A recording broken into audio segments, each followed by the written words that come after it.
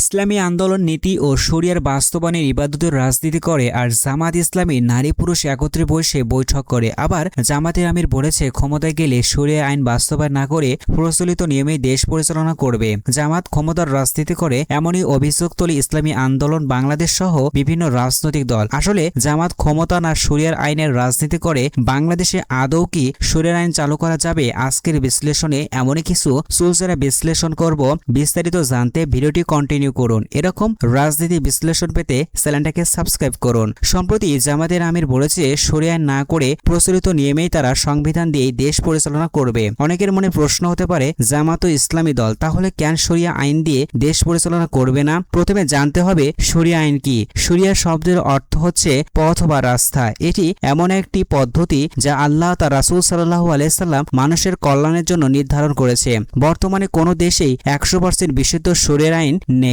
যদিও সৌদি আরব, ইরান, আফগানিস্তান সহ অনেক দেশে কঠোর প্রয়োগ রয়েছে, আবার পাকিস্তান, ব্রুনাই, কাতার, সংযুক্ত আরব আমিরাতে আংশিক হিসাবে প্রয়োগ হয়েছে। বাংলাদেশে যেহেতু ব্যক্তিগত আইনে দেশে চলে, হঠাৎ করে কেউ এসে শরিয়া আইন দিয়ে দেশ পরিচালনা করতে পারবে না। নানামুখী চ্যালেঞ্জ ও মোকাবেলার সম্মুখীন হতে হবে। বাংলাদেশে আবার খামনির মতো কোনো ধর্মীয় প্রভাবশালী নেতাও নেই। বাংলাদেশ মুসলিম প্রধান দেশ হয়, অনেক ধর্মপ্রাণ মানুষ শরিয়ার আইন দিয়ে দেশ পরিচালনা করতে চায়, কিন্তু আধুনিক রাষ্ট্র ব্যবস্থায় অনেক ব্যবহারিক চ্যালেঞ্জ রয়েছে। তার মধ্যে কয়েকটি উল্লেখযোগ্য চ্যালেঞ্জ হলো: নাম্বার 1, সংখ্যালঘুদের অধিকার। বাংলাদেশে প্রায় 100%-এর মাঝে 10% অমুসলিম বসবাস করে। শরিয়ার আইন তাদের ধর্মীয় স্বাধীনতা ও নাগরিক অধিকার বিষয়টি একটি স্পর্শকাতর ইস্যু হতে পারে, যা আন্তর্জাতিক মানবাধিকার সনদের সাথে সাংঘর্ষিক হতে পারে। নাম্বার 2, ব্যাখ্যা ও প্রয়োগের জটিলতা। ধরুন বাংলাদেশে শরিয়া আইন প্রতিষ্ঠা হলো। শরিয়া আইনে কোনো একক লিখিত সংবিধান নেই। বিভিন্ন মাযহাব, বিভিন্ন আলেম রয়েছে,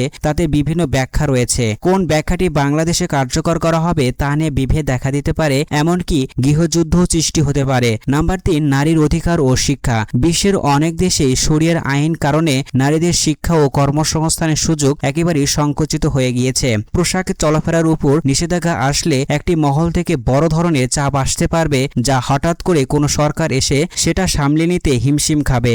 নাম্বার 4, আন্তর্জাতিক নিষেধাজ্ঞা ও অর্থনীতি। বর্তমান বিশ্বের অর্থনীতি ও বৈশ্বিক ব্যবস্থা পাশ্চাত্য ধ্যান ধারণার উপর ভিত্তি করে চলে। শরিয়ার আইনের কঠোর প্রয়োগ শুরু করলে পশ্চিমা দেশগুলো বাংলাদেশে বিনিয়োগ বন্ধ করবে, অর্থনীতি নিষেধাজ্ঞা আরোপ করতে পারে। নাম্বার 5, গণতন্ত্র ও খেলাফত। বাংলাদেশে প্রচলিত রাজনৈতিক কাঠামো হচ্ছে গণতন্ত্র। শরিয়ার আইন শুরু করলে যে আইনি ও রাজনৈতিক বিপ্লবের প্রয়োজন, তা বর্তমানে কাঠামোতে বড় ধরনের অস্থিতিশীলতা ও সংঘাত তৈরি করতে পারে। এক্ষেত্রে এই বিষয়গুলো বুঝতে আমরা মালয়েশিয়াকে উদাহরণ হিসেবে ধরতে পারি। মালয়েশিয়াকে বলা হয় আধুনিক ইসলামী অর্থব্যবস্থার গ্লোবাল হাব। তারা যেভাবে সফলতা পেয়েছে: নাম্বার 1, তারা কঠোরপন্থা পরিহার করে ইসলামকে আধুনিক ও প্রগতিশীল জীবন বিধান হিসেবে উপস্থাপন করেছে। নাম্বার 2, তারা রাতারাতি সব পরিবর্তন না করে গত 40 থেকে 50 বছর ধরে ধাপে ধাপে সংস্কার করেছে। নাম্বার 3, শরিয়ার পাশাপাশি বিজ্ঞান, প্রযুক্তি ও শিক্ষায় সর্বোচ্চ গুরুত্ব দিয়েছে। তারা হুটহাট করে পরিবর্তন না করে অত্যন্ত সুপরিকল্পিত ও বুদ্ধিভিত্তিক উপায়ে এসব কিছু পরিবর্তন করেছে। বিশ্লেষকরা মনে করে বাংলাদেশের জন্য মালয়েশিয়ার মডেলটি অনেক বেশি বাস্তবসম্মত। সরাসরি শরিয়া আইন চাপিয়ে না দিয়ে ধীরে ধীরে শুরু করতে হবে। প্রথমে অর্থনীতি, শিক্ষা ও হালাল লাইফস্টাইলের মাধ্যমে শরিয়ার সুফল জনগণের কাছে পৌঁছে দিতে হবে। বিশ্লেষকরা মনে করে জামাত এখানে কৌশলের খেলা খেলেছে। এ সময় তারা কঠোর পন্থা অবলম্বন করলে ভারত সহ পশ্চিমা দেশগুলো থেকে নানা ধরনের নিষেধাজ্ঞার মুখে পড়তে পারত বা বড় ধরনের সংকটে পড়বে। এখন জামাত যদি মালয়েশিয়ার মডেলকে সামনে রেখে একটা রোল মডেল করে যদি দেশ পরিচালনা করতে পারে, একটা সময় দেশে শরিয়া আইন চালু করতে পারবে। বিশ্লেষকরা মনে করে দেশে অন্যান্য ইসলামী দল তো এখনো এককভাবে রাষ্ট্র ক্ষমতায় গিয়ে দেশ পরিচালনা করার যোগ্য হয়ে ওঠেনি। বিশ্ব কিভাবে চলে তার সুস্পষ্ট ধারণাও তাদের নেই।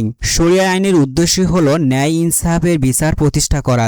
দেশে যদি ন্যায় ইনসাফ প্রতিষ্ঠা হয়ে যায়, 50% শরিয়া কায়েম হয়ে যাবে। সম্মানিত দর্শক শ্রোতা, বাংলাদেশের প্রেক্ষাপটে এখন শরিয়ার আইন কার্যকর করা দরকার না ন্যায় ইনসাফ বাংলাদেশে আগে করা দরকার, সেটা আপনারাই আপনাদের মূল্যবান মতামত নিচে কমেন্ট বক্সে কমেন্ট করুন। ভিডিওটি ভালো লাগলে বন্ধুদের সাথে শেয়ার করুন। দেখা হচ্ছে পরবর্তী কোনো বিশ্লেষণধর্মী ভিডিওতে।